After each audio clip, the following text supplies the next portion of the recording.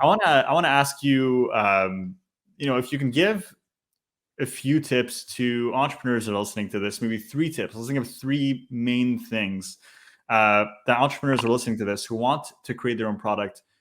Maybe 3 things that they should know, or three things that, tips, lessons you've learned along the way that you can share with them. That's a really difficult question. I'm going to try.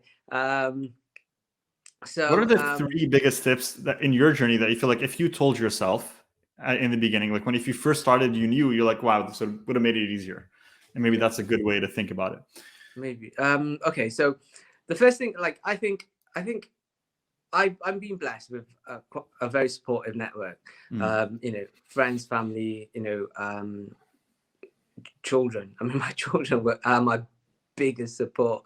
And I would say, like, if you got an idea, if you got something, like, don't be afraid to show them, like, get their feedback, because a lot of the times they will be very honest about it, and they will be looking at it from also a perspective that you're not. Like, you might be quite like in the vision of it, what it could be, and they'll be looking at the realistic aspect of it. Like, is it going to pay the bills tomorrow, So don't be afraid to kind of share your ideas.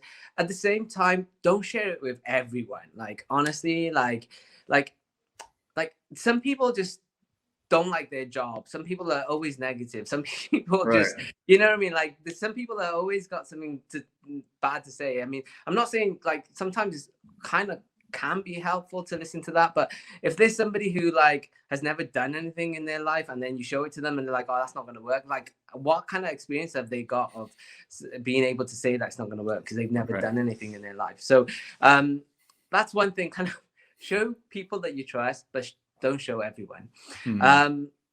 The next thing I would say, if you're really serious and you've got it to a point, you've got the design, you've got your branding, you've got your brand name, and you know what you're doing, right? You're going ahead with it. I mean, what I should say actually is, at some point of your design, read Istihara. Like, seriously, like, read Istihara. Like, read it loads of times if you're not sure. Like, keep reading it. Read it every day if you need to.